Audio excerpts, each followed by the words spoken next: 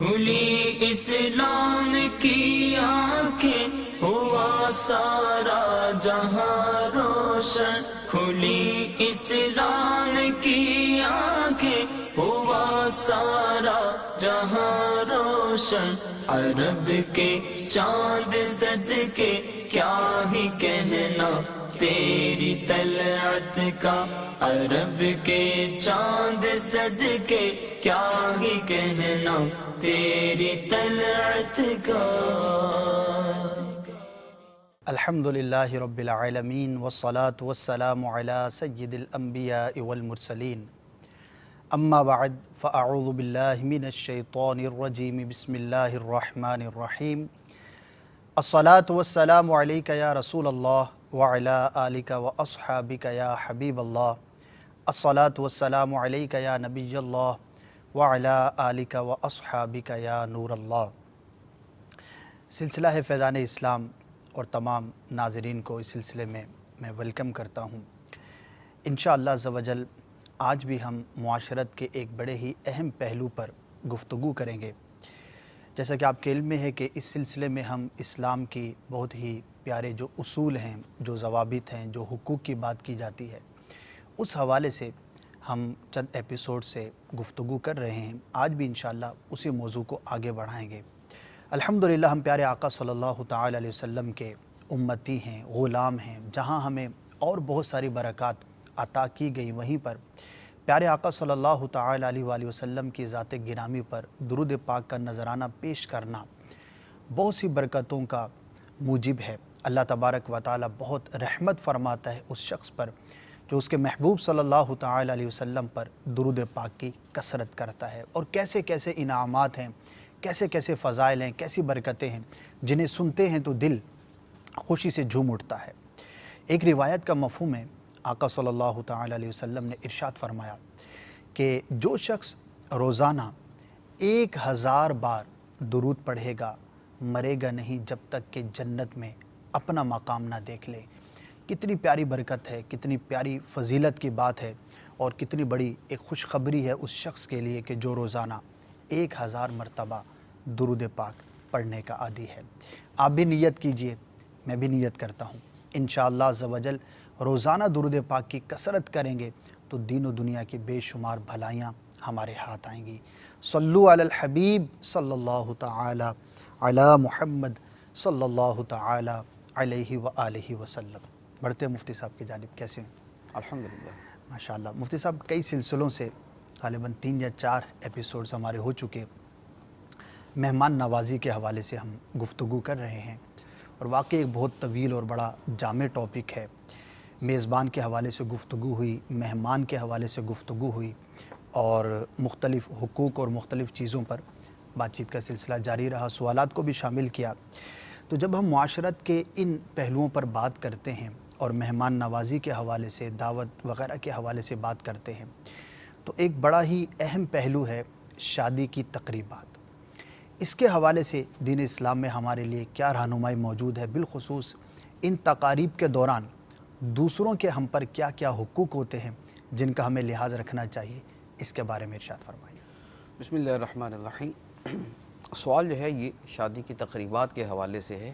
جی شادی کا موضوع ویسے تو بڑا وسیع ہے کہ اس میں بہت ساری چیزیں آ جاتی ہیں، شادی سے پہلے کی بھی، شادی کے بعد کی بھی۔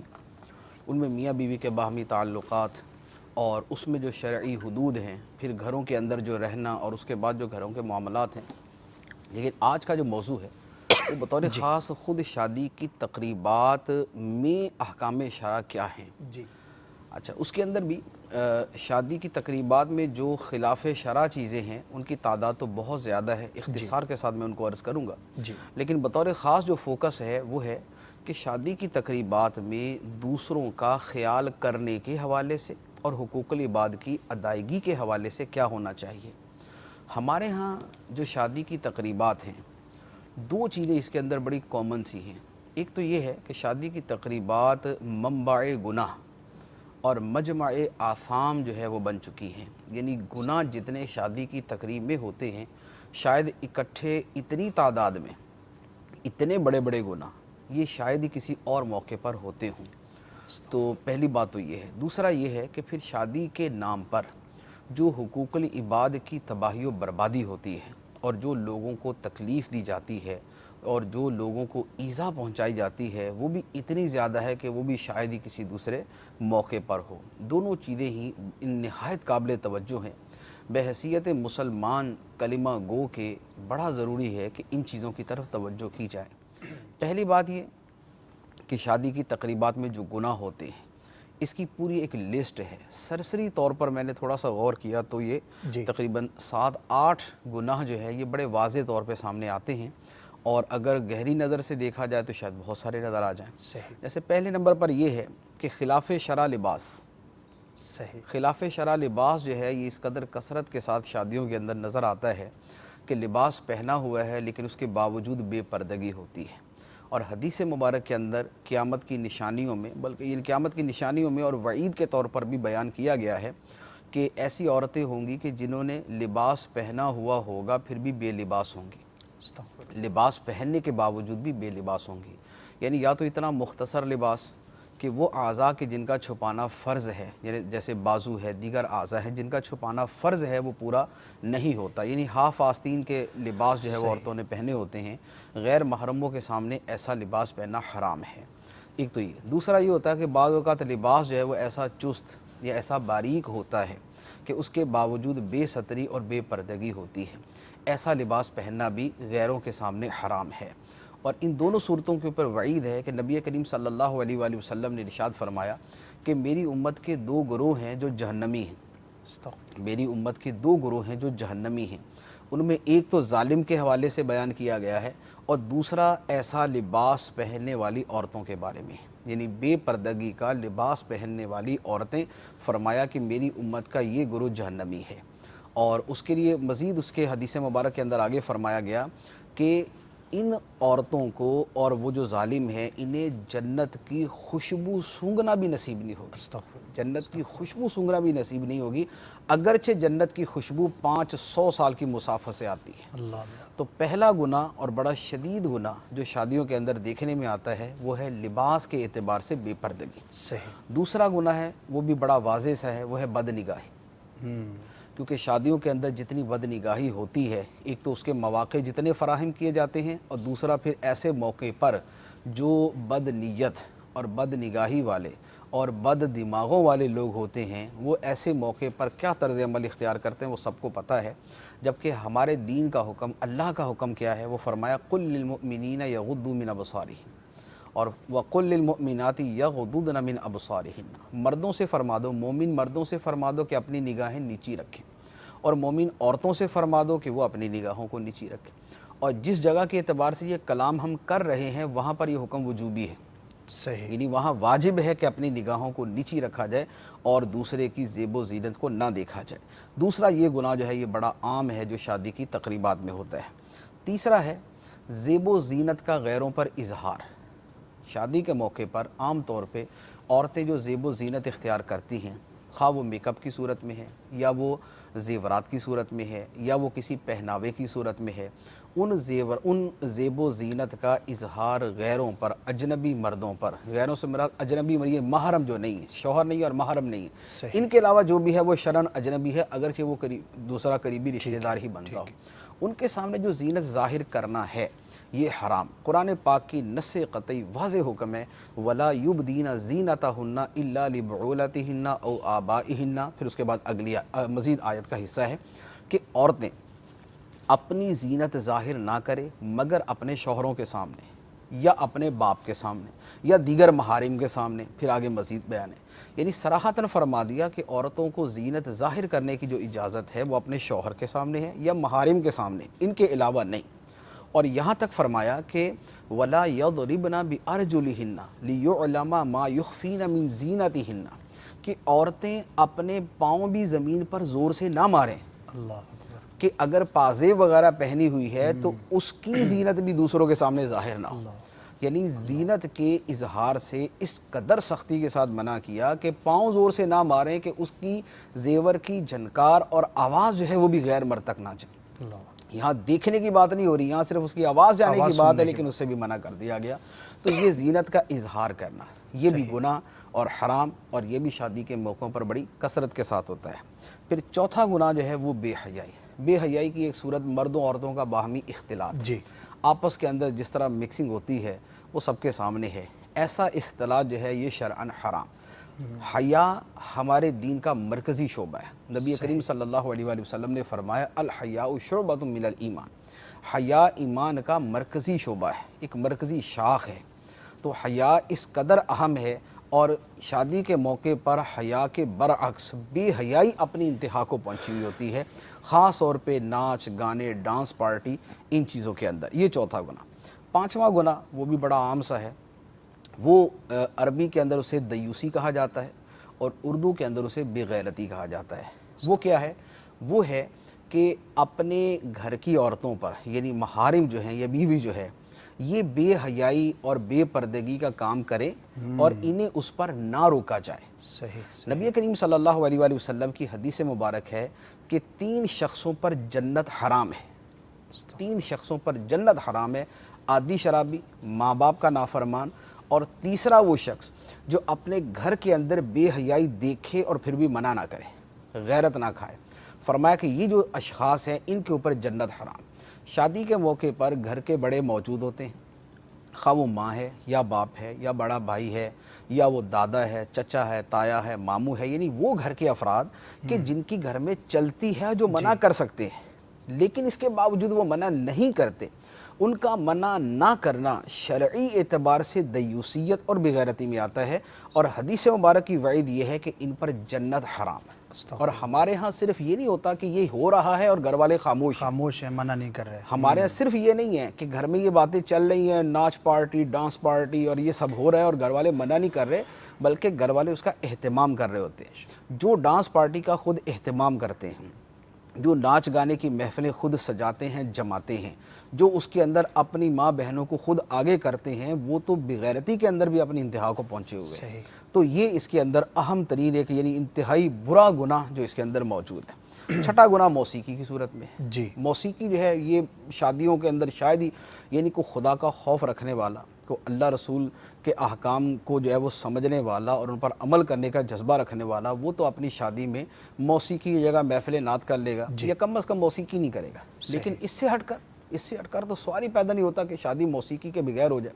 نبی کریم صلی اللہ علیہ وآلہ وسلم نے فرمایا کہ اللہ تعالیٰ نے مجھے بھیجا اس لیے ہے کہ میں آلات موسیقی کو مٹا دوں, میں بتوں کو مٹا دوں, اور میں زمانہ جاہلیت کی چیزوں کو مٹا دوں. یعنی 3 چیزوں کو اکٹھا بیان کیا. زمانہ جاہلیت کی چیزوں کو مٹاؤں, بتوں کو مٹاؤں, اور آلات موسیقی کو مٹاؤں. امت کا نبی جن چیزوں کو مٹانے کے لیے تشریف لایا, امت انہی چیزوں کو پروان چڑھانے کے لیے اور پروموٹ کرنے کے لیے تلی کھڑی ہے. لوگ شادیاں کرتے ہیں لیکن جو موسیقی, جو واہی تباہی, جو گانے باجے, جو بے حیائی, جو فحاشی عیاشی شادیوں کے اوپر ہوتی ہے, وہ شاید ہی کسی دوسرے موقع پر ہوتی ہو. نبی کریم صلی اللہ علیہ وسلم کا یہ فرمان ایک دوسرا فرمان ہے. سرکار علیہ الصلوۃ والسلام نے فرمایا کہ جو کان لگا کر کسی مغنیہ کو سنتا ہے, کان لگا کر کسی گانے والی کو سنتا ہے, اللہ تعالیٰ قیامت کے دن اس کے کان کے اندر پگھلا ہوا تانبا ڈالے گا.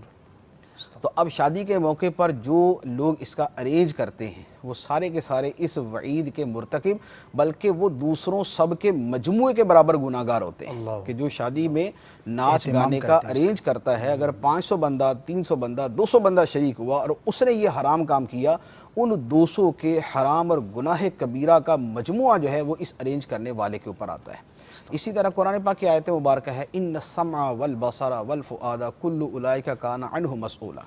بے شک کان اور آنکھ اور دل, ان سب کے بارے میں قیامت کے دن سوال کیا جائے گا. کانوں سے کیا سنا تھا, آنکھوں سے کیا دیکھا تھا, اور دل کے اندر کیا عقیدہ جمایا تھا, اور کیا برے خیالات جو ہے وہ پختہ عزم کے طور پہ کیے تھے, ان کی قیامت کے دن گرفت کی جائے گی. یہ ایک اور گناہ موسیقی کا جو شادی کے موقع پر ہوتا ہے. اچھا, اسی طرح ایک 7واں گناہ جو بعض صورتوں میں گناہ ہوتا ہے, بعض صورتوں میں نہیں ہوتا, لیکن بہت مرتبہ برا ضرور ہوتا ہے, وہ ہے بری رسومات. شادی کے موقع پہ رنگ برنگی جیسی رسومات اور رسم و رواج ہمارے ہاں رائج ہیں, ان کے اندر کچھ ناجائز و گناہ میں آتے ہیں, کچھ جائز کے اندر بھی آتے ہیں, لیکن زیادہ تر جو ہے وہ بری رسومات کے اندر شامل ہیں. اور 8واں گناہ ہے ایذائے مسلم. ایذائے مسلم کا گناہ شادی کی تقریبات کے اندر بڑی کثرت کے ساتھ ہوتا ہے. ایک شادی 1000 آدمیوں کے حقوق کی بربادی ہے. 1000 لوگوں کی نیندیں حرام کرنے کا سبب، لوگوں کا جینا تنگ کر دیں گے، ان کی خوشی لوگوں کی کمی، ان کا سکھ لوگوں کا دکھ۔ شادی والوں کی خوشی جو ہے وہ دوسروں کی تکلیف کا سبب بنتی ہے، یہ 8واں گناہ، اور یہ بھی بڑی کثرت کے ساتھ کیا جاتا ہے۔ جزاک اللہ خیرہ، بڑی ہی اہم پہلوؤں کی طرف جو ہے وہ ہماری توجہ دلائی گئی، ہم نے روایات بھی سنی، احادیث میں احکامات بھی سنے۔ اب کرنا یہ ہے کہ بالخصوص جو ہمارے صاحب منصب لوگ ہیں، گھروں کے بڑے ہیں، کہ جن کی چلتی ہے، جن کی سنی جاتی ہے، جن کی کچھ بات ہے، ویسے تو ہر مسلمان ہی نے گناہ سے بچنا ہے، دوسروں کو بچانے کے لیے کوشش کرنی ہے، لیکن ہر کوئی اپنے منصب کے مطابق جو ہے وہ اس کا مکلف بھی ہوا کرتا ہے۔ تو نیت کیجئے کہ انشاءاللہ عز و جل اگر آئندہ ہمیں کوئی ایسا موقع ملا کہ جہاں پر یہ گناہ کے کام کیے جاتے ہیں، اس موقع پر ہم موجود ہوئے، تو حتی الوسع انشاءاللہ ہم ضرور کوشش کریں گے اس کو روکنے کی، منع کرنے کی۔ کیا ہی خوبصورت وہ شادیاں ہوتی ہیں اور کیا ہی خوبصورت وہ مواقع ہوتے ہیں کہ اس خوشی کے موقع پر بندہ اپنے رب عز و جل کو یاد کرتا ہے، اپنے آقا صلی اللہ تعالی علیہ وآلہ وسلم کو یاد کرتا ہے، منقبت پڑھی جاتی ہے، تلاوت کی جاتی ہے۔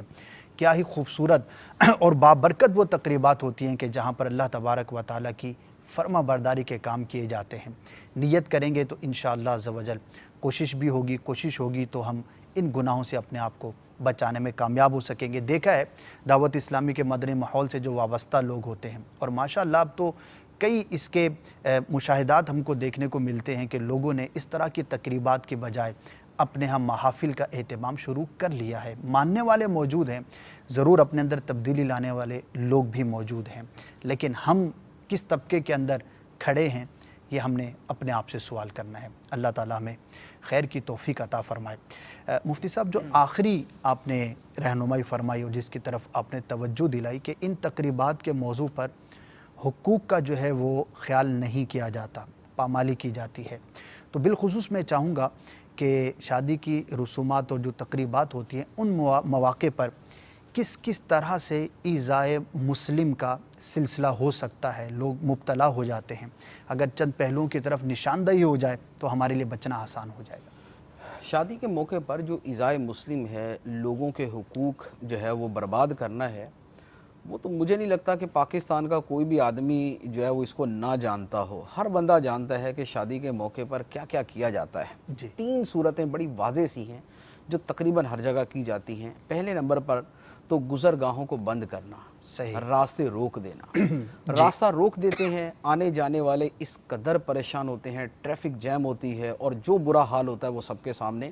اور ہمارے ہاں تو اس قدر جری اور بہادر لوگ موجود ہیں کہ چھوٹی موٹی گلی بند کرنا تو جو ہے وہ تو کچھ چیز ہی نہیں ہے نا، وہ تو آدمی ویسے شوق کے اندر بھی اگر کھڑا ہو کے بند کرنا چاہے تو پاکستان میں بند کر سکتا ہے۔ ہمارے ہاں تو اگر مین شاہراہ بھی بند کرنی ہو تو وہ بھی بڑی آسانی کے ساتھ بند کر دی جاتی ہے۔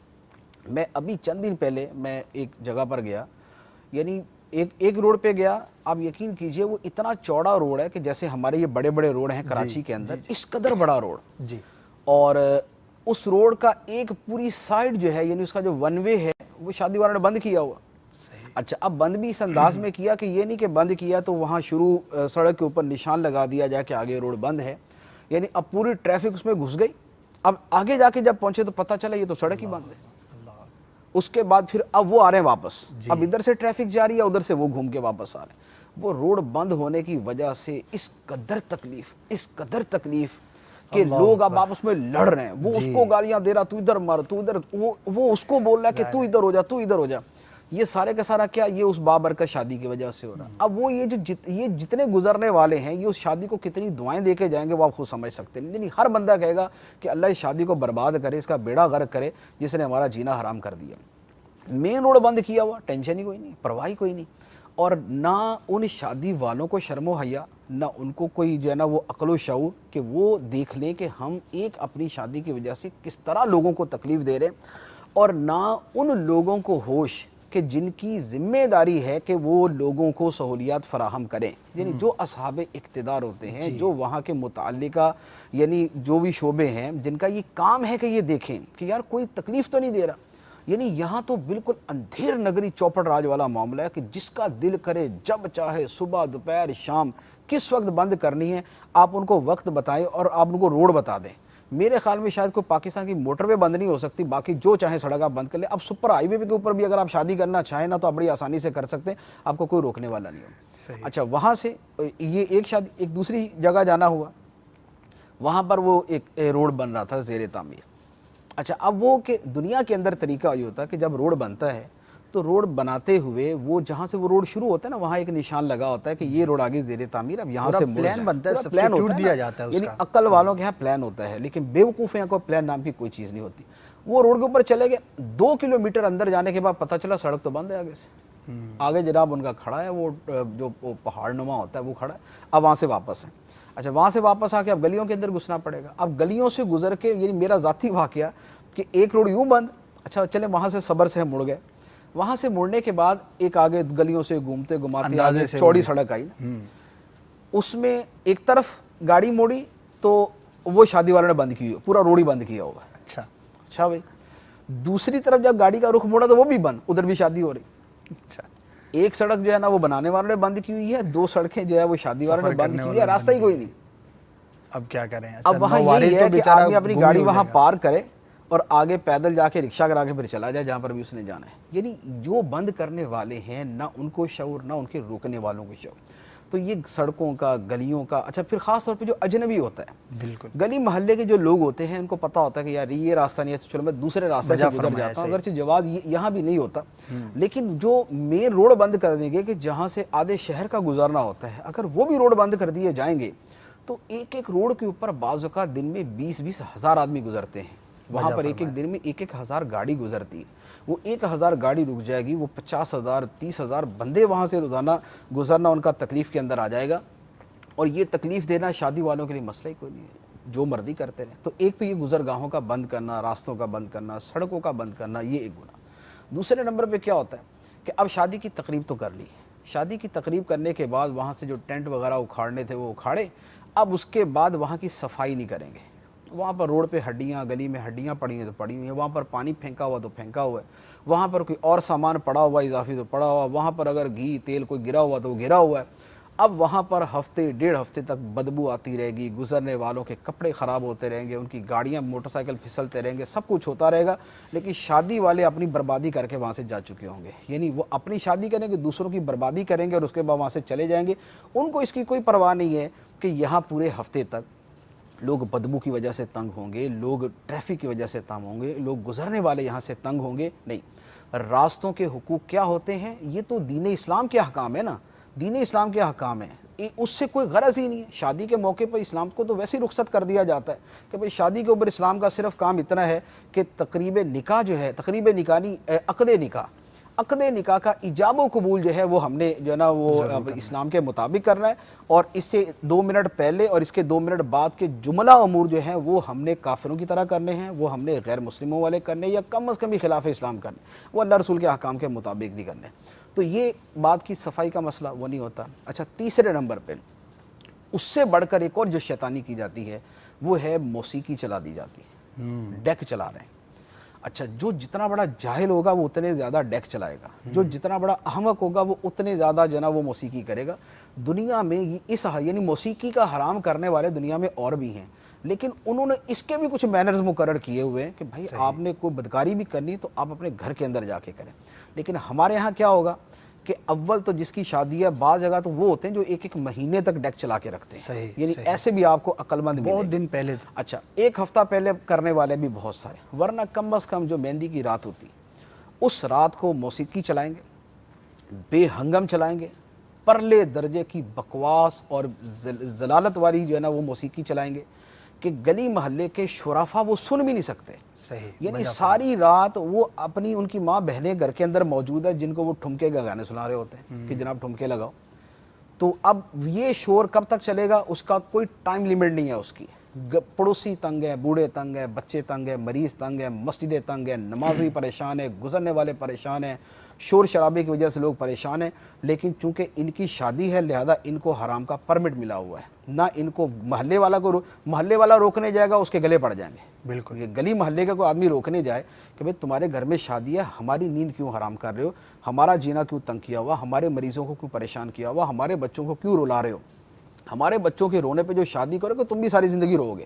لیکن نہیں، جن کی شادی ہے وہ حرام کریں گے، ان کو کسی نے شعور دیا ہی نہیں، ان کو کسی نے کبھی سمجھایا نہیں، ان کے ماں باپ نے ان کی تربیت کی نہیں، انہوں نے کبھی کچھ اچھا پڑھا ہی نہیں، ان کو کسی نے مینر سکھائے ہی نہیں، ان کو دنیا کی تمیز ہے ہی نہیں، ان کو شعور نام کی چیز ہے ہی کوئی نہیں، انہوں نے موسیقی چلانی ہے، انہوں نے لوگوں کو تنگ کرنا ہے، انہوں نے نیندیں خراب کرنی ہے، انہوں نے مریضوں کو پریشان کرنا ہے، انہوں نے دل کے مریضوں کو جو ہے وہ دل دھڑکانا ہے، انہوں نے وہ بے حیائی کی گندے گانے جو ہے وہ چلانے ہیں، اور انہوں نے وہ شیطانی کھیل کھل کر کھیلنا ہی کھیلنا ہے، جو مرضی کر لیں۔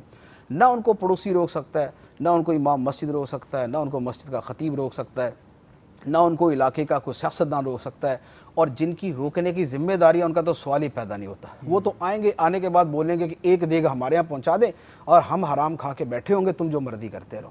یہ ہمارے معاشرے کی یعنی وہ تکلیف دہ صورت کی انتہا ہو چکی ہے کہ اب اس کو کوئی روکنے والا نہیں، اب اس کے اوپر کوئی ٹوکنے والے قانون، نہ اس کے اوپر کوئی قانون بنتا ہے، اگر بنتا ہے تو اس کے اوپر عمل کرانے والا کوئی نہیں۔ اور جتنی تکلیف کے اندر لوگ مبتلا ہے، یعنی یہ نہیں ہے کہ صرف وہ جن کی شادی ہے وہ تو خوشیاں منا رہے بقیہ تکلیف میں، جب دوسروں کی شادی ہوگی تو یہ بھی اسی طرح تکلیف کے اندر آئیں گے۔ اب اس کے اندر وہ سارے معاملہ، جس نے صبح دفتر جانا وہ دفتر نہیں جا سکتا، جس کا صبح پیپر ہے وہ پیپر نہیں دے سکتا، جس نے صبح ضروری کام ہے وہ کام پہ نہیں جا سکتا، جو دن بھر کا تھکا ہارا گھر پہ پہنچا وہ آرام نہیں کر سکتا۔ یہ وہ تیسرا یعنی حرام در حرام جتنے لوگوں کو تنگ کیا، یعنی یہ موسیقی کی وجہ سے، وہ راستے روکنے کی وجہ سے جتنے لوگوں کو ایذا پہنچی، اتنے لوگوں کو ایذا پہنچانے کا گناہ کبیرہ اس شادی کرنے والوں کے اوپر ہے۔ موسیقی چلائی، پاس پڑوس کے 100 گھر متاثر ہوئے، ایک گھر کے اندر 5 افراد ہیں، 500 افراد متاثر ہوئے، 500 افراد کو ایذا پہنچانے کا، دل دکھانے کا، تنگ کرنے کا گناہ کبیرہ، یعنی 500 گناہ کبیرہ جو ہے وہ ایک جزو لازم ہے مہندی کی موسیقی کی تقریب کے۔ یہ اس قدر حرام کے باوجود اللہ تعالیٰ کے غضب کو یوں للکارنے کے بعد جو شادیاں کی جائیں گی، پھر ان شادیوں کے تیسرے دن بعد گھر میں کے اندر لڑائیاں شروع ہوں گی، پھر آپس کے اندر ایک دوسرے پہ لان تان شروع ہوں گی، پھر ایک دوسرے کی ڈنڈا ڈولی کرتے پھریں گے، وہ اس کو ڈنڈے مارے گا، اس کو جوتے مارے گا۔ کیوں؟ اس لیے کہ جب شادی ہی اللہ تعالیٰ کی لعنت برستے ہوئے کی ہے، سارے کام وہ کیے کہ خدا کی رحمت کی جگہ لعنت برسے، وہاں پھر نہ کسی کی دعا کام آتی ہے، اور خاص طور پہ جو لوگوں کو تنگ کیا جاتا ہے ان کے اوپر تو ظلم ہے، اور مظلوم کی دعا اللہ کی بارگاہ میں قبول ہے۔ جی مفتی صاحب، میں یہی سوال کرنا چاہ رہا تھا کہ ایک تو ظاہر ہے کہ مسلمان کے لیے یہی بہت بڑی بات ہے کہ اللہ تبارک و تعالیٰ کی نافرمانی ہے۔ اب جس طرح آپ نے بیان فرمایا، اور جو آپ نے بیان فرمایا اس میں کوئی بھی 1% بھی سے اختلاف کر ہی نہیں سکتا، شاید ہی کوئی ہمارے ناظرین میں سے ایسا ہو کہ جو ان تجربات سے نہ گزرا ہی ہوگا۔ ظاہر ہے اس معاشرے کے اندر جس نے وقت گزارا ہے تو یہ سارے نظارے اس نے دیکھے ہوں گے یا کیے ہوں گے۔ اب اویئرنیس ہوتے ہوئے بھی بعض اوقات جو ہے وہ لوگ اس میں مبتلا ہو جاتے ہیں، لیکن بہرحال مسلمان ہے، اللہ تبارک و تعالیٰ کے کرم سے کبھی تو دل پھر ہی جاتا ہے۔ تو اگر کچھ اس طرف رہنمائی ہو جائے کہ جب یہ اتنے سنگین حقوق کی پامالی ہے اور اتنے زیادہ اس کے اندر ایذاء مسلم کے جو ہے وہ پائے جاتے ہیں، شعبے ہیں، تو اس کا گناہ کس درجے کا ہے اور کیسا گناہ ہے ان تمام کاموں کے اندر؟ دیکھیں، مجموعی طور پر اگر آپ گناہوں کو تھوڑا سا ان کو دیکھنا شروع کریں جی تو چند ایک گناہ اس کے اندر بڑے واضح سے سامنے آتے ہیں۔ جیسے پہلا گناہ میں نے عرض کیا کہ ایذاء مسلم کا گناہ ہے، جی یعنی لوگوں کو تکلیف دینا۔ لوگوں کو تکلیف دینا کوئی معمولی بات نہیں ہے، بہت بڑا یعنی بہت بڑا گناہ ہے، اور وہ گناہ ہے کہ جس کی معافی اللہ تعالیٰ ویسے بھی نہیں دے گا جب تک کہ وہ جس کے اوپر یہ ظلم زیادتی ہوئی ہے، جس کو تنگ کیا، وہ معاف نہ کر دیں۔ قرآن پاک کی آیت مبارکہ ہے، اللہ تعالیٰ ارشاد فرماتا ہے والذین یؤذون المؤمنین والمؤمنات بغیر ما اکتسبوا فقد احتملوا بہتانا واثما مبینا۔ وہ لوگ کہ جو مسلمان مردوں عورتوں کو بلا وجہ جو ان کو ایذا دیتے ہیں، تکلیف دیتے ہیں، فرمایا فقد احتملوا بہتانا واثما مبینا، انہوں نے بہتان اٹھایا اور بہت بڑا گناہ اٹھایا۔ یعنی یہ قرآن پاک کی واضح آیت آ گئی کہ دوسرے مسلمانوں کو تکلیف دینا جو ہے یہ حرام اور گناہ کبیرہ ہے۔ صحیح۔ اچھا، پھر حدیث مبارک ہے، نبی کریم صلی اللہ علیہ وسلم نے ارشاد فرمایا من آذا مسلما فقد آذانی ومن آذانی فقد آذى اللہ، جس نے کسی مسلمان کو تکلیف دی اس نے مجھے تکلیف دی، یعنی سرکار فرماتے اس نے مجھے تکلیف دی، اور جس نے مجھے تکلیف دی اس نے اللہ کو ایذا دی۔ اب جو اللہ کو ایذا دینے والا ہے اس کا انجام کیا ہوگا؟ اس کا جہنمی انجام ہوگا۔ یعنی واضح حدیث مبارک اس قدر شدت کے ساتھ۔ پھر تیسری حدیث مبارک ہے، یعنی اس میں تو مسلمان کی کیا انسان کی بھی قید نہیں ہے، اچھا، اور اس کے اوپر وعید کیسی ہے، حدیث مبارک ہے نبی کریم علیہ الصلوۃ والسلام نے فرمایا کہ ایک عورت نے ایک بلی کو باندھ دیا، اچھا، ایک بلی کو باندھ دیا اور اس کو نہ تو خود کھانا دیا اور نہ اس کو کھلا چھوڑا کہ وہ خود کچھ ادھر ادھر سے اٹھا کے کھا لے، حتیٰ کہ بھوک کی وجہ سے بلی مر گئی۔ فرمایا کہ اس بلی کی وجہ سے عورت جہنم میں چلی گئی۔ اللہ اللہ، ایک بلی کو ایذا دینے کی وجہ سے جب ایک عورت جہنم میں گئی تو اب بقیہ کا آپ انجام دیکھ لیں کہ جو مسلمانوں کو، اور وہ بھی وہ ایک بلی کی وجہ سے جہنم میں گئی، یہاں 500 مسلمانوں کو تکلیف دینے والوں کا انجام کیا ہوگا؟ یعنی بطور وعید کے اور بطور قانون کے ان کا جو انجام ہے وہ آپ دیکھ سکتے ہیں کہ کیا بنتا ہے۔ صحیح، اچھا، اسی طرح ایک حدیث مبارک ہے نبی کریم صلی اللہ علیہ وآلہ وسلم نے ارشاد فرمایا کہ جہنم کے اندر جہنمیوں پر خارش مسلط کی جائے گی۔ استغفر، وہ خارش کریں گے، اتنی کریں گے کہ ان کا گوشت ادھڑ جائے گا اور ہڈیاں نکل آئیں گی۔ خارش کرنے کی وجہ سے ان سے کہا جائے گا کہ کیا حال ہے؟ وہ کہیں گے بڑی تکلیف ہے۔ تو انہیں کہا جائے گا کہ یہ جو تمہارے اوپر خارش مسلط کی گئی اور یہ جو تمہارے کھال ادھڑ گئی اور تمہارا گوشت جھڑ گیا اور تمہاری ہڈیاں نکل آئیں، یہ اس وجہ سے ہے کہ دنیا میں تم مسلمانوں کو تکلیف دیا کرتے تھے۔ اللہ اللہ اللہ، اب یہ جو موسیقی کے شور کی وجہ سے اور دیگر ذرائع سے مسلمانوں کو تکلیف دیتے ہیں، پڑوسیوں کو تکلیف دیتے ہیں، ان کا اب انجام دیکھ لیں کہ یہ اللہ اور اللہ کے رسول کو ایذا دینے والے ہیں اور یہ بڑا بہتان اور گناہ اٹھانے والے ہیں، اور یہ ان کے لیے جو ہے ان کے اوپر خارش مسلط کی جائے گی جہنم کے اندر، اور ان کو بتایا جائے گا کہ یہ خارش اس لیے مسلط کی گئی ہے کہ جو دنیا میں تم مسلمانوں کو تکلیف دیتے تھے۔ اب یہ شادی کے موقع پر جو تکلیف دینے والے، جو موسیقی کے شور کے ذریعے تکلیف دینے والے ہیں، وہ کچھ خدا کا خوف کرے اور ان چیزوں کو دیکھیں۔ تو یہ پہلا گناہ جو ہے وہ ایذائے مسلم کا ہے۔ اچھا، دوسرا گناہ اس کے اندر پڑوسیوں کے حوالے سے، صحیح، کہ پڑوسیوں کا بطور خاص حق ہے۔ یہ موسیقی کی تکلیف تو ہو سکتا ہے کہ کسی راہ گزرنے والوں کو بھی ہوتی ہو، لیکن پڑوسیوں کا جدا گانا ہماری شریعت نے حق بیان کیا۔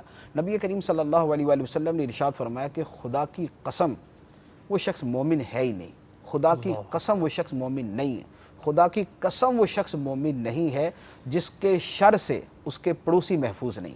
استغفر اللہ، کتنی اب شدید بھائی، پڑوسی محفوظ نہیں ہے جس کے شر سے نبی کریم علیہ الصلوۃ والسلام نے 3 مرتبہ قسم کھا کے فرمایا کہ یہ شخص مومن نہیں ہے۔ استغفر، اب اتنی سخت وعید کہ سرکار علیہ الصلوۃ والسلام قسم کھا کے فرما رہے، تو یہ کہاں کے مومن ہے اور یہ کیسے مومن ہے کہ جو اپنے نبی کے ایسے فرامین کے بعد بھی اپنے پڑوسیوں کو اپنی موسیقی کی وجہ سے اور دیگر چیزوں کی وجہ سے تکلیف دیتے ہیں، تنگ کرتے ہیں، نیندیں خراب کرتے ہیں، طبیعت خراب کرتے ہیں، ان کا جینا جو ہے وہ دوبھر کر دیتے، پورا مہینہ، پورا ہفتہ یا ایک دن یا 10 منٹ کے لیے بھی جو اس طرح کرنے والے ہیں، ان کے شر سے ان کے پڑوسی محفوظ نہیں ہیں۔ اور ایک پڑوسی نہیں، حدیث مبارک کے اندر تو صرف جارہو کا لفظ ہے کہ اس کا پڑوسی، یہاں ایک پڑوسی نہیں ہے، یہاں 500 پڑوسی ہیں، اس کے 500 پڑوسی جو ہے اس کے شر سے محفوظ رہی ہیں۔ فرمایا خدا کی قسم یہ مومن نہیں ہے، خدا کی قسم یہ مومن نہیں ہے، خدا کی قسم یہ مومن نہیں۔ اسی طرح دوسری حدیث مبارک ہے اور اس کے اندر بھی پڑوسیوں کو ایذا دینے اور تکلیف دینے کی بات ہے۔ نبی کریم صلی اللہ علیہ وآلہ وسلم کے سامنے بیان کیا گیا کہ یا رسول اللہ صلی اللہ علیہ وسلم، ایک عورت ہے، نمازیں بہت پڑھتی ہے، روزے بہت رکھتی ہے، صدقہ بہت دیتی ہے، نماز ہے، روزہ ہے، صدقہ ہے، تینوں چیزیں، لیکن اپنی زبان سے پڑوسی کو تکلیف دیتی ہے، اپنی زبان سے پڑوسیوں کو تکلیف دیتی ہے۔ فرمایا جہنم میں جائے گی۔ استغفر اللہ، اتنی نمازی عورت، روزہ دار عورت، صدقہ دینے والی عورت اپنے پڑوسیوں کو تکلیف دیتی ہے، جہنم میں جائے گی۔ تو اب یہ جو موسیقی کے ذریعے، یہ ڈیک کے ذریعے، یہ گانے بجانے کے ذریعے، یہ شور شرابے کے ذریعے، ہلڑ بازی کے ذریعے اور اس طرح جو ہے وہ لفنگے پن کے ذریعے جو اپنے پڑوسیوں کو ایذا دیتے ہیں، ان کے بارے میں کیا حکم ہوگا؟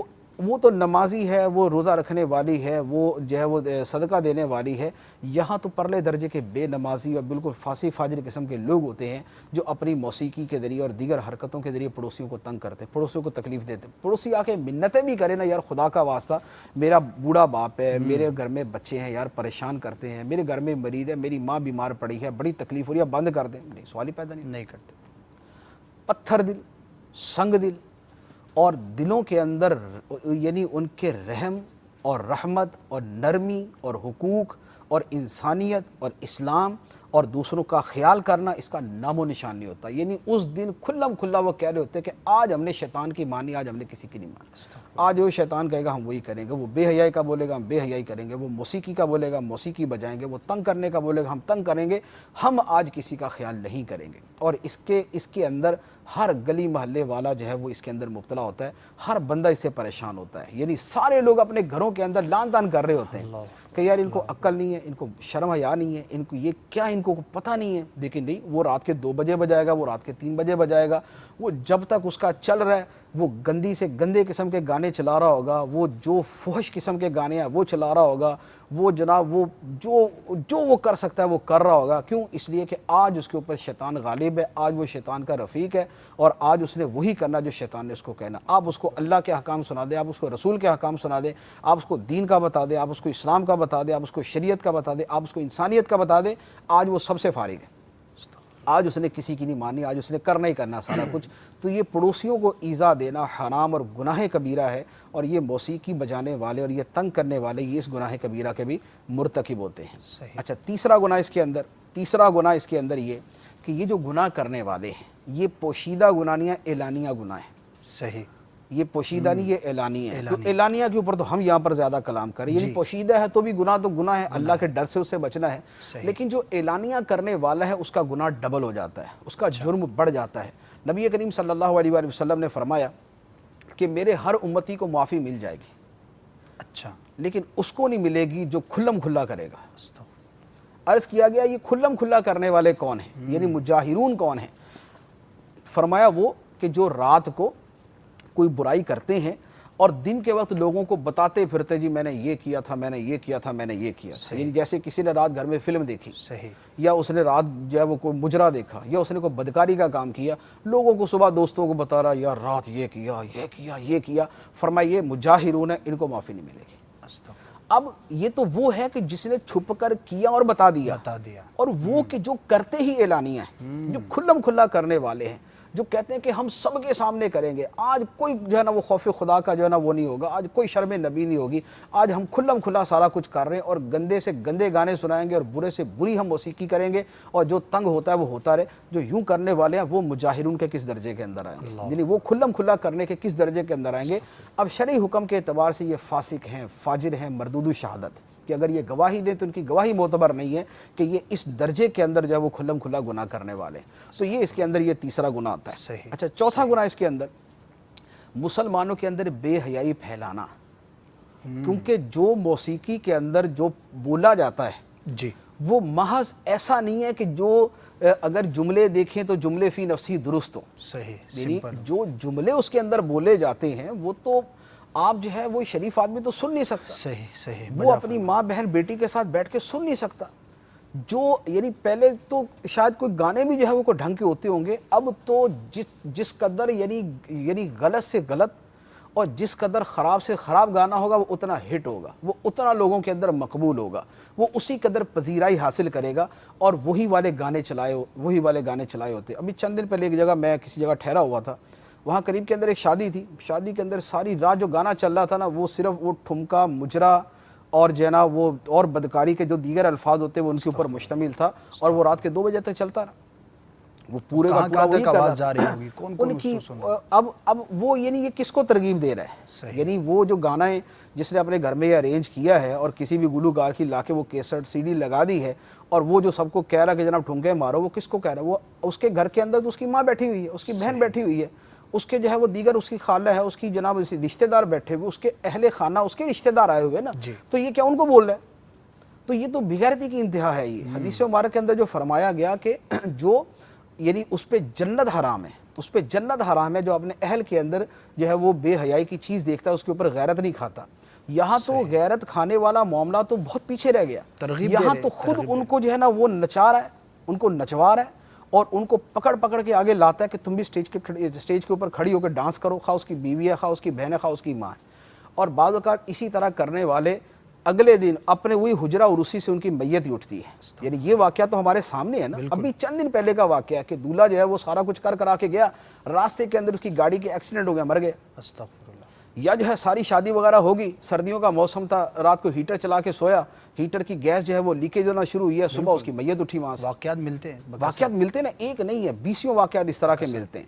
جب 20 واقعات ملتے ہیں تو یہ جس نے شادی کی تھی، یہ جو جس کی اب میت اٹھی ہے، جو اب مرا ہے، یہ ایک رات پہلے جو ہے وہ اپنی ماں کو نچا کے مرا، اپنی بہن کو نچا کے مرا، اپنی بیوی کو، اپنی بہنوں کو نچایا، اس نے ان کو بے حیائی، فحاشی، عیاشی، گندگی، اس نے سب کچھ ان کو سنایا، سب کچھ ان سے کروایا، اور اگلی رات جو ہے یہ مردہ پایا گیا۔ تو اب جو اللہ کا قانون ہے، جو اللہ تعالیٰ کے رسول صلی اللہ علیہ وسلم نے وعیدیں سنائی، اگر ان کی روشنی کے اندر دیکھیں تو اس کا انجام دیکھیں کیا ہے۔ اس پہ جنت حرام ہے، اس کے اوپر یہ جنت میں داخل نہیں ہو سکتا۔ تو یہ اس کے اندر ایک اور گناہ بے حیائی کا پھیلانا، اور پھر وہ تنہا نہیں ہوتا، پاس پڑوس کے اندر وہ شرفا، وہ معزز لوگ ہوتے ہیں کہ جو اس طرح کے جملے بھی اپنی فیملی کے کانوں کے اندر جانا پسند نہیں کرتے۔ بجا فرمایا کہ یار ہماری فیملی، ہماری بیوی، ہماری بیٹی، ہماری بہن، ہماری ماں اس طرح کے باتیں سنے، اس طرح کے جملے سنے، ان کو یہ گوارا نہیں ہوتا۔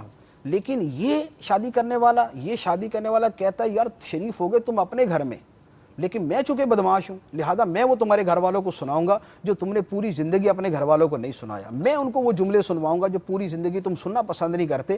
یہ وہ بے حیائی پورے محلے کے اندر پھیلانے والا، یہ دوسروں کو ترغیب دینے والا، یہ قرآن کی اس آیت کا مورد ہوتا ہے جو اللہ تعالیٰ نے ارشاد فرمایا، ان الذین یحبون ان تشیع الفاحشۃ فی الذین آمنوا لہم عذاب علیم فی الدنیا والآخرہ۔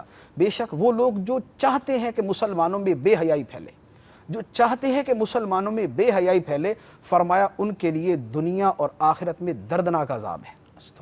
اور اس سے بڑھ کے اور کون ہوگا جو مسلمانوں کے اندر بے حیائی پھیلانا نہیں چاہتا؟ اس سے بڑھ کے اور کون ہوگا جو صرف چاہتا نہیں ہے؟ الفاظ ہیں یحبون، چاہتا ہے، ابھی کرنے کی بات نہیں ہوئی، چاہنے کی بات ہو رہی ہے۔ یہ تو پریکٹیکلی کر کے دکھا رہا ہے، یہ پریکٹیکلی کر کے دکھا رہا ہے، یہ اس سے بھی 2 قدم آگے جا رہا ہے۔ تو فرمایا لہم عذاب علیم فی الدنیا والآخرہ، اس کے لیے دنیا اور آخرت کے اندر دردناک عذاب ہے۔ تو یہ دردناک عذاب اس کو گوارا ہے، اس کو یہ بھی جا کے وہی سنا دیں، اس کا بھی خوف نہیں آئے گا۔ آپ اس کو جا کے سنا دیں یار اللہ تعالیٰ قرآن میں یہ فرماتا ہے کہ جو مسلمانوں میں بے حیائی پھیلائے اس کے لیے دنیا اور آخرت کے اندر دردناک عذاب، اس پہ کوئی اثر نہیں ہو۔ کیوں؟ اس لیے کہ اس کا دل مردہ ہو چکا ہے، اس کا دل بند ہو چکا، وہ مہر لگا کے بیٹھا ہوا، اس نے نہیں سننی۔ آج اس کی شادی ہے، آج اس کو اللہ رسول کے احکام نہ سنائے جائیں، آج اس کو دین کی بات نہ سنایا جائے، آج اس کو نہ بتایا جائے کہ تم مسلمان ہو۔ وہ کہتا ہے میں مسلمان ہوں کلمہ پڑھنے کے اندر، بقیہ چیزوں کے اندر آج مجھے کرنے دو جو مجھے کرنا ہے۔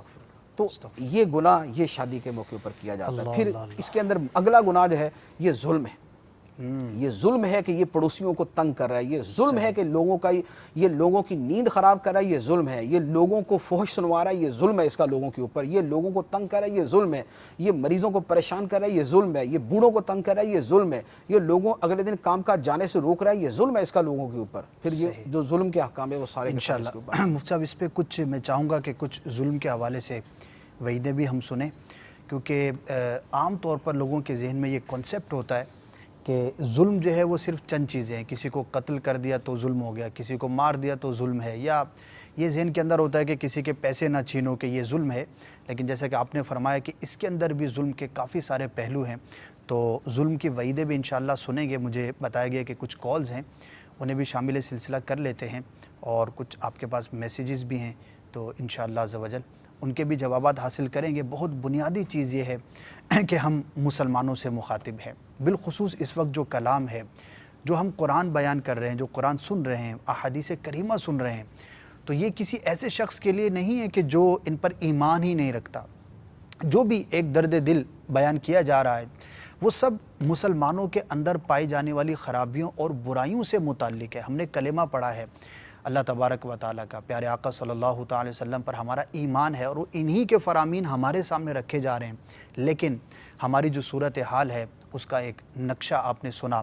اب مجھے یہ دیکھنا ہے، مجھے یہ غور کرنا ہے کہ میں ان معاملات میں کہاں تک اپنے آپ کو بچانے میں کامیاب ہوتا ہوں، اور یہ سچی پکی نیت کیجئے میٹھے اور پیارے اسلامی بھائیوں، اور یہی دعوت اسلامی اور مدنی چینل کا یہ ایک اہم جو پہلو ہے کہ ہم اگر کوئی اس طرح کی بلائی کے اندر مبتلا ہیں تو کم از کم آج کے بعد تو ایسی پکی سچی نیت کریں کہ انشاءاللہ عز و جل آج کے بعد میں ایسا نہیں کروں گا۔ اور دیکھا ہے کہ جب کسی کو بیان کیا جاتا ہے تو اللہ تبارک و تعالیٰ کا جن لوگوں پر خاص کرم ہوتا ہے، پلٹ آتے ہیں، لوٹ جاتے ہیں، توبہ کر لیتے ہیں، اور یہی تو موقع ہے توبہ کا، ورنہ مرنے کے بعد ظاہر ہے کہ یہ سارے مواقع ختم ہو چکے ہوں گے۔ اللہ تعالی ہم سب کو گناہوں سے بچنے کی توفیق عطا فرمائے۔ جی کالز جو ہے وہ سنا دیجئے۔ سے نقاری محمد بلوچستان پاک کی جاوی کا صاحب سے میرا یہ سوال ہے کہ آج کل کی جو شادیاں وغیرہ ہوتی ہیں اس میں بے حیائی ہوتی ہے، جس طرح کا سلسلہ فیض اسلام چل رہا ہے، بے حیائی ہوتی ہے، تو ابھی ایک اسلام ہے جس کا صرف ذہن نہیں ہے، اس کے باوجود گھر والوں کو منع بھی کرتا ہے، اور گھر والے زبردستی سارے گناہ کرتے ہیں، کیا ہے پھر بھی اس کو منع کرنے والے گناہ ہوگا؟ جواب ارشاد فرمائیں۔ السلام علیکم ورحمۃ اللہ وبرکاتہ۔ وعلیکم السلام ورحمۃ اللہ وبرکاتہ۔ مجھ سے بڑا اہم ہے، واقعی یہ بھی ایک بڑا طبقہ ہے جیسے کہ ترغیبات سنتے ہیں، اچھے ماحول سے وابستہ لوگ ہوتے ہیں، اب وہ تو نہیں چاہ رہا، گھر والوں کا کیا کریں؟ دیکھیں اس میں یہ ہوتا ہے، اول تو یہ ہے کہ یہ جو بہت ساری چیزیں وہ ہوتی ہیں جو بہت ساری چیزوں کا تقاضا کرتی ہیں، یعنی اس میں یہ نہیں ہوتا کہ بالکل آخری موقع کے اوپر آدمی کھڑا ہو جائے کہ نہیں ہونے دوں گا، یعنی یہ تو ٹھیک ہے گناہ ہے تو اس کو یوں ہی روکا جائے گا اور وہاں یہی کہا جائے گا کہ میں نہیں ہونے دوں گا، جتنی میری طاقت ہے میں اس کو روکوں گا، لیکن اس کے پیچھے ایک پورا بیک گراؤنڈ چلتا ہے۔ جیسے امیر علیہ سنت فرماتے ہیں کہ گھر میں مدنی ماحول بنانے کا طریقہ، صحیح، تو وہ ایک پورا پروجیکٹ چلتا ہے۔ وہ کیا ہوتا ہے کہ آپ کسی خاص موقع کے اوپر ہی امر بالمعروف و نہی عن المنکر کے لیے کھڑے نہ ہوں، اس سے پہلے وہ ماحول بنانا شروع کریں۔ اب آپ شروع سے اگر اپنے گھر والوں کو تھوڑا سا درس سناتے ہوتے، ان کو فیضان سنت کا درس دیتے، ان کو جو ہے یہ صراط الجنان تفسیر کا درس دیتے، ان کو قرآن پڑھاتے، ان کی دینی تعلیم و تربیت کی کوشش کرتے، اپنے گھر کے افراد کو ذرا اجتماع کے اندر لے کے جاتے، ان کو مسجد کی طرف لے کے جاتے، ان کو ذرا تھوڑا سا نیکی کی دعوت کی کوئی صورت ہوتی، ان کو مدنی چینل دکھایا ہوتا، یہ ساری چیزیں ہوتی ہیں تو گھر والوں کا ذہن بنتا ہے۔ کمپلیٹ پروسیس، یعنی آپ کو کچھ کرنا پڑے گا۔ جن گھروں کے اندر یہ باتیں مان لی جاتی ہیں، وہاں یہ تھوڑی ہوتا ہے کہ ایک آدمی بولتا ہے تو سارے بولتے ہیں تمہارے ادب کی وجہ سے ہم نے ساری باتیں مان لی، وہاں ایک پورا ایک پروسیس چل رہا ہوتا ہے، اس پروسیجر کے بعد جا کے گھر والے سارے اس کو ماننے کو تیار ہوتے ہیں۔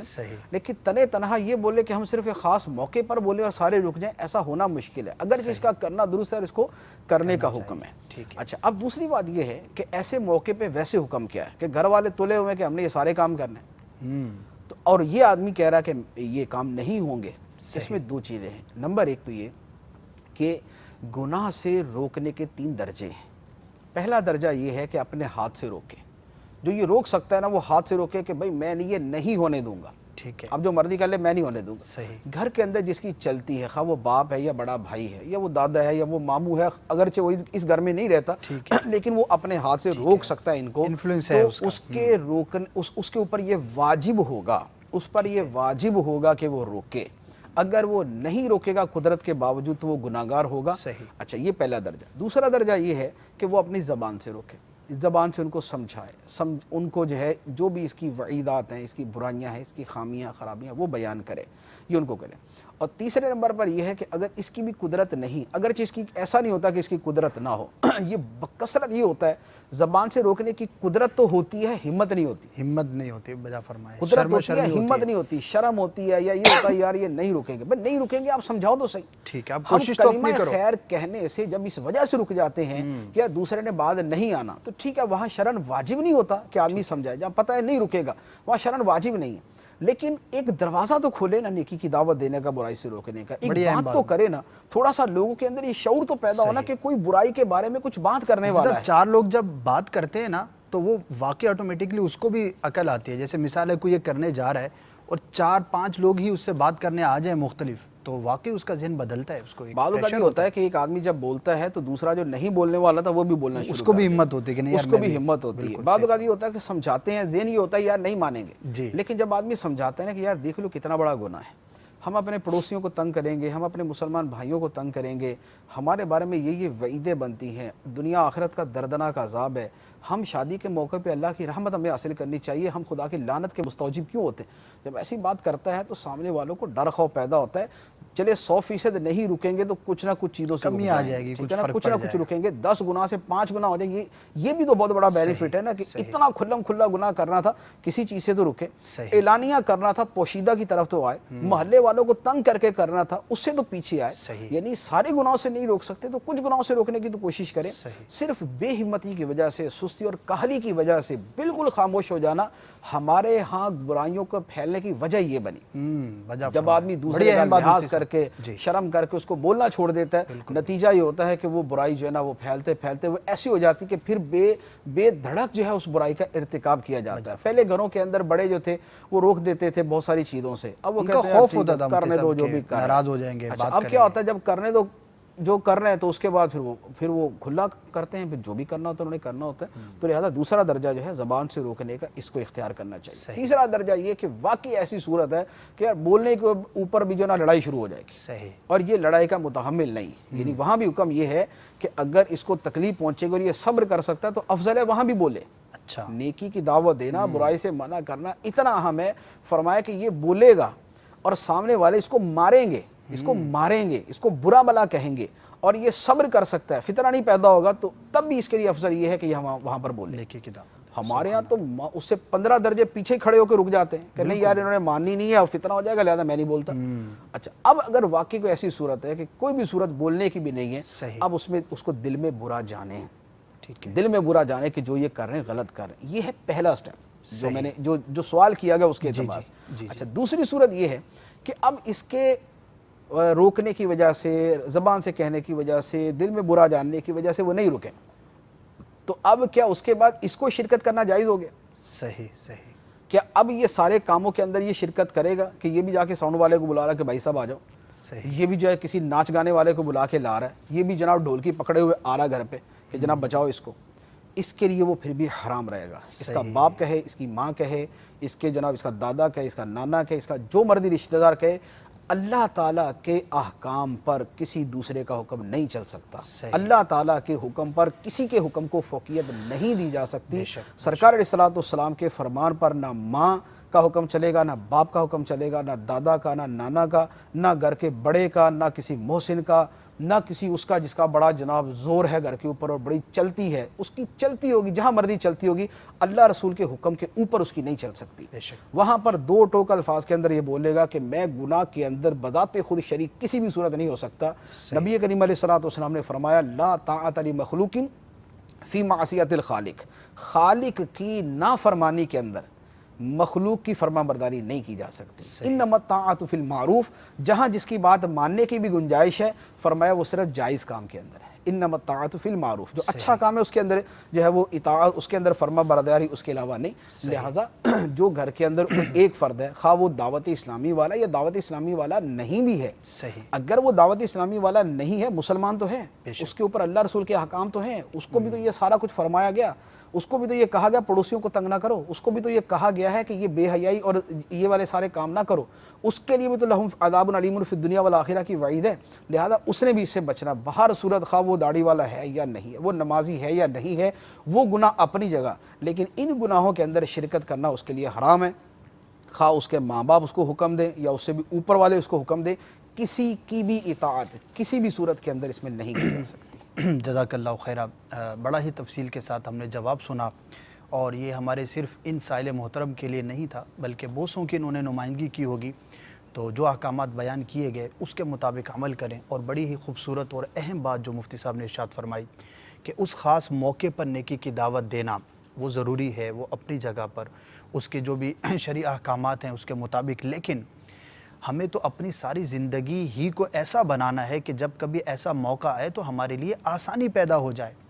اور اگر ہم اپنے انداز، طور اطوار کو، اپنے گھر کے ماحول کو اگر ہم مدنی ماحول بنانے میں کامیاب ہو جائیں گے تو انشاءاللہ عز و جل ایسے مواقع پر ہمیں دشواری نہیں ہوگی، بلکہ جب پورا گھر ہی ایسا مدنی ذہن رکھنے والا ہوگا، اللہ تبارک و تعالی اور اس کے پیارے حبیب صلی اللہ تعالی علیہ وسلم کی اطاعت کا جذبہ ہوگا، تو وہ تو نیکیوں پر مشورہ ہوگا کہ شادی کی تیاری ہو رہی ہے تو بھئی کیا کرنا ہے، کس کو بلانا ہے، کیسے بلانا ہے، کیا کرنا ہے، تو وہاں پر پھر مشورہ جو ہے وہ گناہوں کے بارے میں نہیں ہوگا، بلکہ پھر مشورہ یہ ہوگا کہ کس مبلغ کو بلانا ہے بیان کرنے کے لیے، عالم صاحب کو بلا لیتے ہیں، کچھ نیکی کی دعوت سن لیں گے، چلو بھائی محفل نعت کرنی ہے، سرکار صلی اللہ تعالی علیہ وآلہ وسلم کا ذکر خیر ہو جائے گا، قرآن خوانی کر لیتے ہیں، درود پاک پڑھ لیتے ہیں، ذکر و اذکار کر لیتے ہیں، سب گھر والے مل کر صدقہ اور خیرات کر لیتے ہیں، پھر تو یہ مشاورت ہوگی۔ لیکن یہ کب ہوگی؟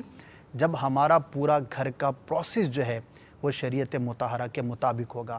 قربان جائیے امیر اہل سنت دامت برکاتہم العالیہ کی ذات پر، کیسا ایک خوبصورت ہمیں نظام زندگی دیا ہے کہ مجھے اپنی اور ساری دنیا کے لوگوں کی اصلاح کی کوشش کرنی ہے، مدنی انعامات پر عمل کرنا ہے، مدنی قافلوں میں سفر اختیار کرنا ہے، لیکن اس کے ساتھ ساتھ ایک بڑا ہی پیارا مدنی گلدستہ کہ گھر میں مدنی ماحول کیسے بنایا جائے، وہ کیسے ہم وہ کیا کیا چیزیں ہیں کہ جن پر اگر ہم عمل کریں تو ہمارے گھر کے اندر ماحول جو ہے وہ خوشگوار ہوگا، مدینے کے پھولوں سے مہکتا ہوگا۔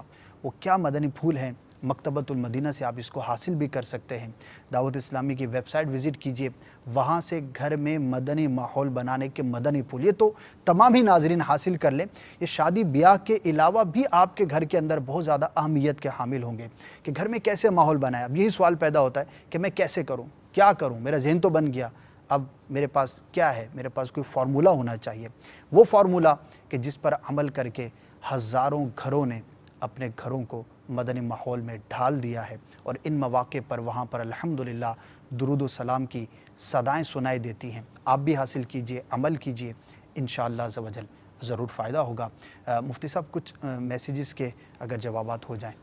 میسیجز سارے ایسے ہی افراد کے ہیں جن کے ساتھ یہ پیش آتا ہے، اور یہ اگر سب کے لیا جائے تو میرے خیال پاکستان کی ٹوٹل آبادی کے برابر ہی میسج آئیں گے، کیونکہ سارے اس کی وجہ سے پریشان ہوتے ہیں۔ اچھا، اس کے اندر انہوں نے ایک تو یہ آیا میسج کہ جو لوگ دوسروں کے گھروں کے چبوتروں پر بیٹھ کر رات گئے تک مذاق وغیرہ کرتے ہیں، ان کا ایسا کرنا کیسا ہے؟ صحیح۔ تو یہ وہی ہوتا ہے کہ وہ گھر کے باہر بیٹھ جاتے ہیں، گلی محلے کے لڑکے جمع ہو کر ساری رات مستی مذاق یہ وہ چلتا رہتا ہے، گھر والے پریشان ہوتے ہیں۔ تو اس طرح یہ کرنا جو ہے یہ بھی ناجائز و حرام ہے، یعنی دوسروں کو ایذا پہنچانے کا یہ ایک وہ ہے، اور جب ایذا پہنچانے کی صورت ہے تو اس کا ناجائز و حرام ہونا واضح ہے۔ البتہ یہ اس کے اوپر ایک باقاعدہ سلسلہ کرنا ہے، یعنی گلی محلے گلیوں کے اور یہ سڑکوں کے جو شرعی احکام ہیں، جو گزرگاہوں کے حقوق ہیں، ان کے اوپر جدا سلسلہ کرنا ہے۔ ابھی تو ہم شادی کے ضمن کے اندر اس کو بیان کر رہے ہیں، کیونکہ نبی کریم صلی اللہ علیہ وآلہ وسلم نے راستوں کے حقوق بذات خود جدا گانا بیان فرمایا کہ یہ راستوں کے حقوق ہیں، یہ راستوں کے حقوق ہیں۔ تو وہ جو حقوق ہیں جدا گانا، اس لیے اس کے ہم پورا سلسلہ کریں گے کیونکہ ایک بہت بڑا میٹر ہے۔ صحیح۔ اچھا، ایک سوال ہے کہ ایک گلی میں شادی ہے اور دوسری گلی میں انتقال ہو جائے، لیکن شادی والے گھر میں میوزک وغیرہ مسلسل چلتا رہتا ہے، تو اب ان کا ایسا کرنا کیسا ہے؟ اب کرنا بھی حرام ہے، تب کرنا بھی حرام ہے، یعنی ساتھ والی گلی میں نہ بھی کوئی فوت ہو تب بھی موسیقی چلانا حرام ہے۔ صحیح۔ البتہ یہ ہے کہ بعض اوقات یہ تو دیکھنے میں آیا کہ اتنا شعور زندہ ہوتا ہے، اتنا ضمیر زندہ ہوتا ہے کہ پاس پڑوس کے اندر اگر فوتگی ہو جائے تو لوگ میوزک وغیرہ اس طرح نہیں بجاتے۔ اس کے باوجود بھی اگر کوئی بجاتا ہو تو پھر یا تو ان کے ہاں کوئی مرا نہیں ہوگا یا آئندہ کسی نے مرنا نہیں ہوگا، کہ ان کو یہ ہے ہی نہیں کہ کسی کے ہاں اگر کوئی مر گیا ہے تو ان کے احساسات جذبات ہم احساسات کا خیال رکھیں۔ یہ تنظر کہہ رہا ہوں، مرنا تو سب کو ہی ہے۔ اچھا، اسی طرح ایک اور سوال ہے، وہ بھی بہت اچھا سوال کیا، اور یہ بھی بعض اوقات پیش آتا ہے، لیکن یہ بعض اوقات ہی آتا ہے۔ وہ کیا ہے کہ اگر کوئی شادی میں گانے تو نہ بجائے لیکن تیز آواز میں نعتیں چلا دے تو ایسا کرنا کیسا ہے؟